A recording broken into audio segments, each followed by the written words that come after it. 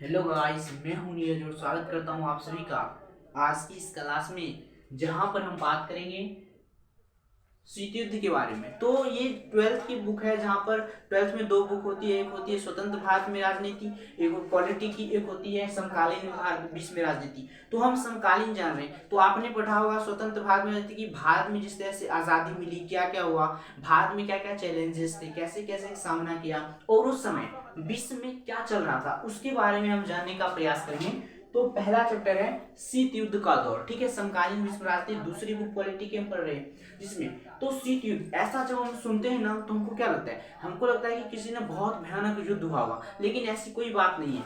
युद्ध होने की ये संभावना थी, ठीक है। शीत युद्ध, चलो टॉपिक शुरू करते हैं। शीत युद्ध का मतलब क्या होता है? मतलब कि ये संभावना थी संयुक्त राष्ट्र अमेरिका और सोवियत संघ के बीच उत्पन्न तनाव को, स्थिति को शीत युद्ध कहा। देखो 1900, देखो यहाँ पर दूसरा विश्व युद्ध 1939 से 45 में था। 45 में मतलब क्या, समाप्त हो गया था दूसरा विश्व युद्ध, ठीक है। दूसरा विश्व युद्ध समाप्त हो गया था 1947 में। तो वहां पर ना सारे हार गए थे, मतलब दो ही देश बचे थे जो बहुत ही महाशक्तिशाली थे। एक बचा था सोवियत संघ रूस, एक बचा था अमेरिका। तो इसका मानना था अमेरिका का कि हम पूरे विश्व में सबसे ज्यादा शक्तिशाली हैं, हमारे पास धन है, दौलत है, सेना है, हर चीज। वही बात सोवियत संघ रूस मानता था, यही बात सोवियत संघ रूस मानता था, कहता कि नहीं हम हैं। बस यही, ये दोनों महाशक्ति बनने की होड़ में दूसरा विश्व युद्ध शुरू हो गया। दुनिया को लगा कि अब जो है तीसरा विश्व युद्ध वो करेगा, लेकिन ऐसा नहीं हुआ। दोनों के पास ही एक उत्तम, एक बेहतरीन हथियार था।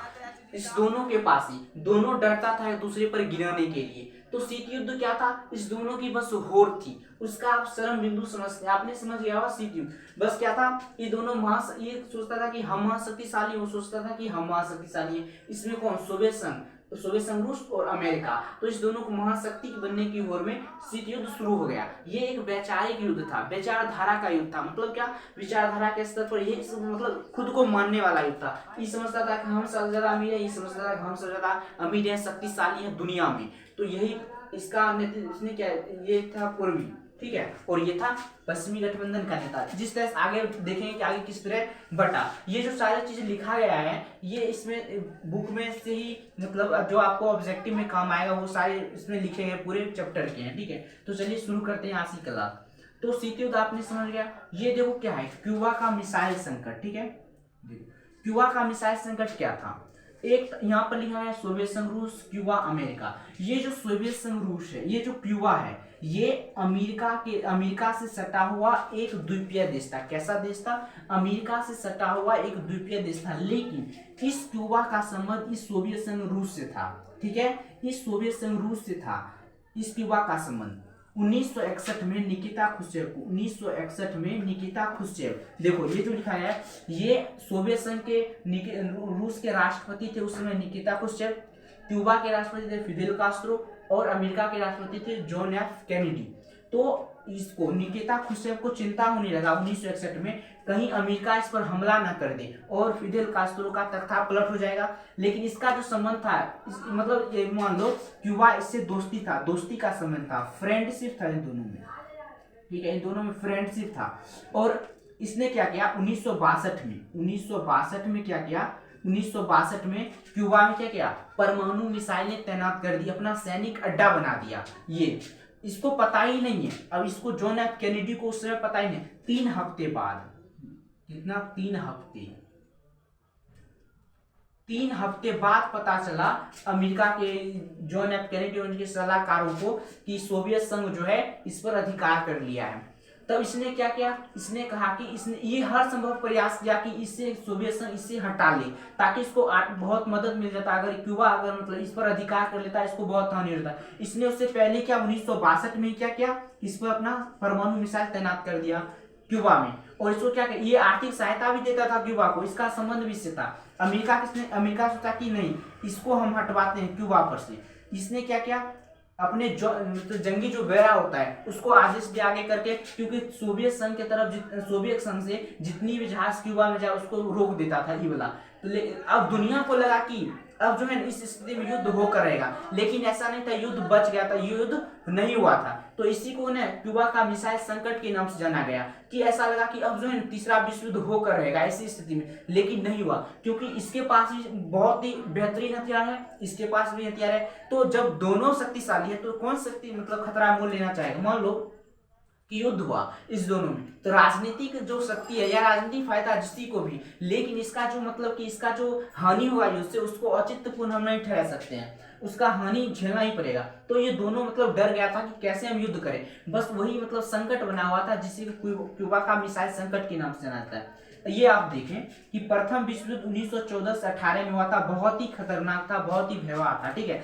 इसका जो दूसरा विश्व युद्ध 1939 से 1945 में हुआ, इस दूसरा विश्व युद्ध का बीजारोपण इसमें ही कर दिया गया था। प्रथम विश्व युद्ध मतलब ये कि इसमें जो वर्साई की अपमानजनक संधि हुई थी, प्रथम विश्व युद्ध हुआ था वर्साई की अपमानजनक संधि, तो यहाँ पर हुआ था वर्साई की अपमानजनक संधि, जिसमें जर्मनी को दोषी ठहराया गया था, लेकिन वर्साई एक जो था अपमानजनक एक गलत संधि था, ठीक है। इसके संबंध देखो, मित्र राष्ट्रों अमेरिका, सोवियत संघ, ब्रिटेन और फ्रांस, ये सब मित्र राष्ट्र हैं, मतलब कि ये सब की जो ना ये सब एक था, प्रथम विश्व युद्ध में इसकी विजय मिली थी, दूसरे विश्व युद्ध में ये सब जीत गया था। धुरी राष्ट्र जर्मनी, इटली और जापान, ये सब धुरी राष्ट्र के अंतर्गत आते हैं, जहां पर क्या ये मतलब इस सब का हार हुआ था, दूसरा विश्व में ये सब हार गया था। तो जीता कौन था, पहला और दूसरा विश्व युद्ध में यही दोनों जीता था। अब देखो 1945 में अमेरिका द्वारा, अमेरिका ने क्या किया था, एक बहुत ही महत्वपूर्ण घटना घटी 1945 में। अमेरिका ने क्या किया, जापान के दो शहर, एक था हिरोशिमा, दूसरा था नागासाकी, ठीक है। इस पर क्या किया, परमाणु बम गिरा दिया।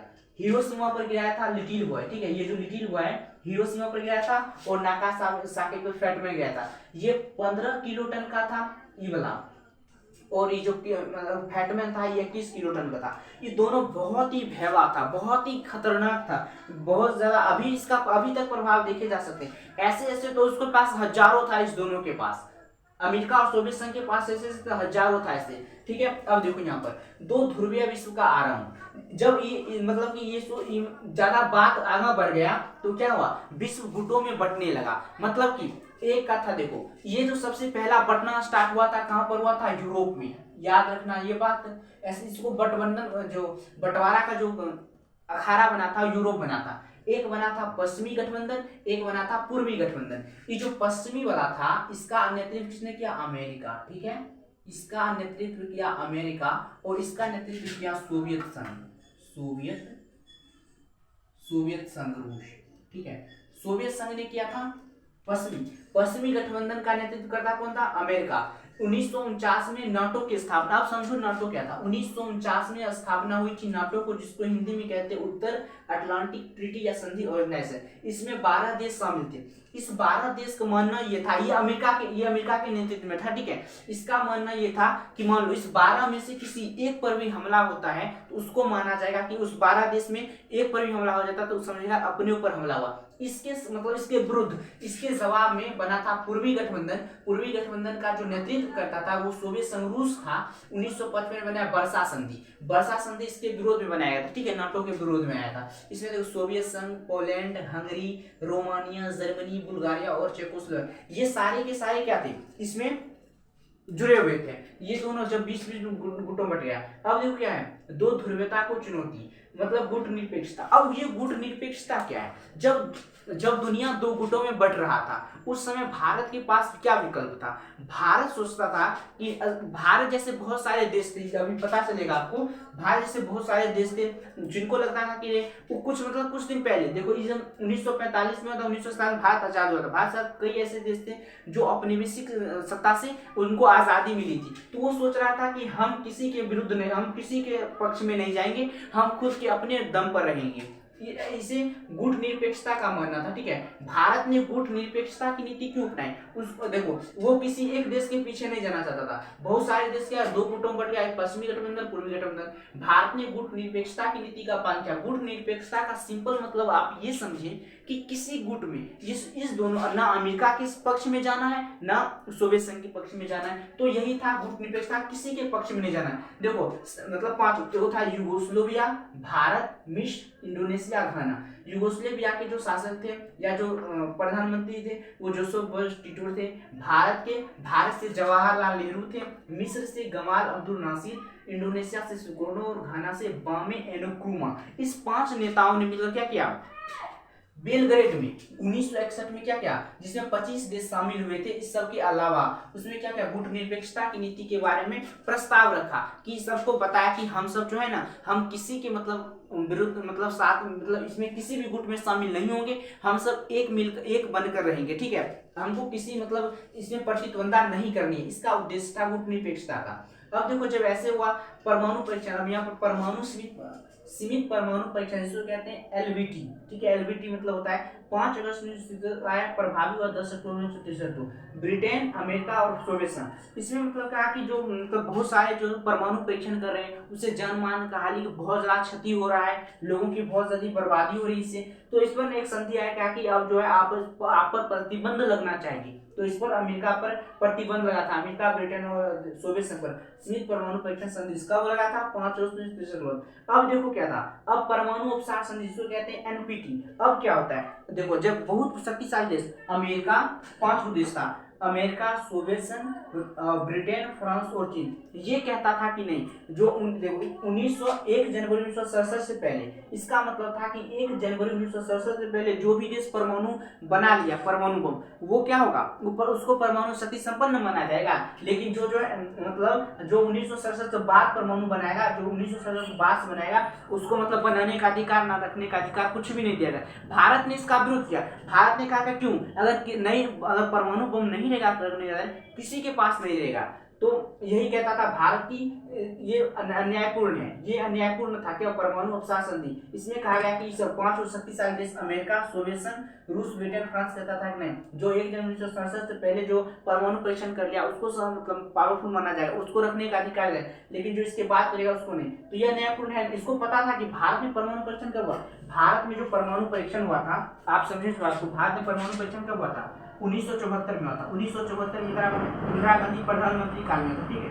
1974 में कहाँ पर हुआ था, पोखरण में, ठीक है, पोखरण में हुआ था 1974 में। इंदिरा गांधी की सरकार थी उस समय, तो यहाँ पर परमाणु परीक्षण किया था। चीन आके 1962 आरंभ कर लिया था, इस चीन आगे, अमेरिका तो उससे बहुत ज्यादा पहले हो गया था। अब देखो क्या था, जब शीत युद्ध शुरुआत, तो शीत युद्ध शुरुआत ये सोवियत संघ, उस समय था सोवियत संघ, बाद में क्या बना, बाद में रूस बना, ठीक है। बाद में 1990 में इसका हो गया, ठीक है। 1990 में जो है इसका विघटन हो गया।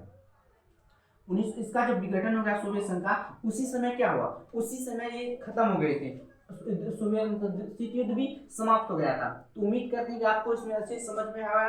अब मिलते हैं आगे क्लास में।